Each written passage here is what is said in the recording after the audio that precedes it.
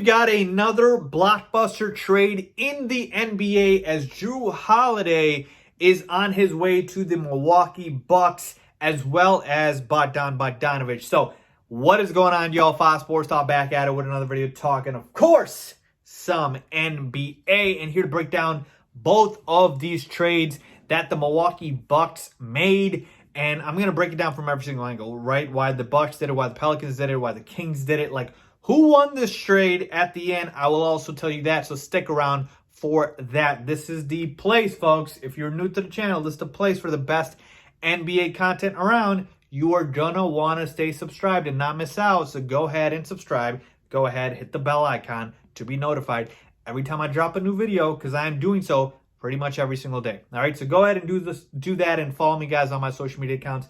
Twitter, Instagram, all that good stuff. Links are in the description and on the screen. So with that being said, let's get into it. So the Milwaukee Bucks made two trades, like I mentioned, not just one. And the second one isn't getting any attention, but I believe it should, because I think it was a very important trade. So let's talk about both of them and what the compensation was. So here we go. All right, hopefully you guys can see that very clearly. In the first trade, the Jrue Holiday one, the Bucks got Jrue Holiday, and in return, they sent out to the Pelicans Eric Bledsoe, George Hill, that's right, you heard it here, 3 first-round picks, and 2 pick swaps. That means the Bucks and the Pelicans are able to swap picks in drafts. And then the second trade that I mentioned nobody wants to talk about, the Bucks get Bogdan Bogdanovic, not to be confused with Bojan Bogdanovic of the Utah Jazz, and the Kings get Dante DiVincenzo, DJ Wilson, and Ersan Ilyasova. All right, so this was the trade, both of them, all right, and the compensation. Let's start with the Jrue Holiday trade, right? That's the big one. That's the blockbuster one. All right, that's a lot for Jrue Holiday. We have to start there. That's a lot for Jrue Holiday. 3 first-round picks. 3? I mean, 1 first-round pick. Okay, 2? Pushing it. 3? That's a lot. That's a lot. And then on top of that, 2 pick swaps. So you're giving up 3 first-round picks and 2 pick swaps for Jrue Holiday, who I like, who is solid, one of the best two-way players in the NBA, very underrated. But is Jrue Holiday really worth that much? No. He's just not, all right? Eric Bledsoe, George Hill, I mean, you're not losing anything great there. Eric Bledsoe, has some potential, but really at this point, it's more so the draft picks, all right? And so when I take a look at this compensation, it feels like it was too much for the Bucks to give up. Now, in the same light, though, it's always worth it if you give the proper context. If this is what is going to make Giannis sign long-term with the Milwaukee Bucks, if this was the move that did it, it's worth it. It's worth it 10 times out of 10, all right? But if he doesn't re-sign, obviously they gave up too much and it could be disastrous. But that is the calculated risk I always talk about, right, guys? So here's the thing. If I am the Bucks front office here, there's 2 ways of looking at it. Number one, like I told you, it's a calculated risk, okay? But more importantly, we don't know what the Bucks saw out there.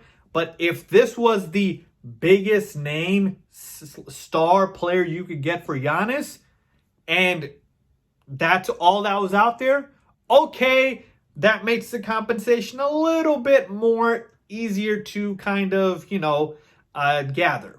But if there was other stars out there that maybe you didn't look into and could have been had that were better than Jrue Holiday, and you still went after Jrue Holiday, that's unacceptable. So, again, we don't know, and we might never know what was out there in the market, but I will give the Bucks front office this credit. If Giannis leaves, at least the Bucks front office can look at themselves in the mirror and say, well, we did try. We tried to get Jrue Holiday, right? And we did get him, by the way.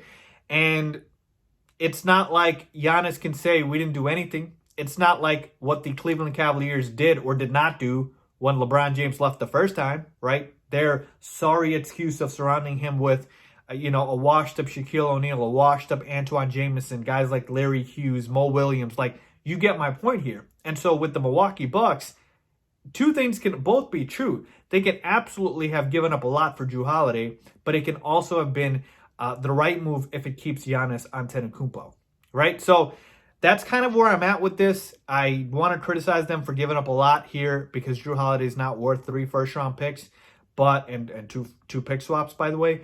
But if that was the best star out there on the market, and this is going to help keep Giannis, and if Giannis had input in it, then I don't blame them for making this move.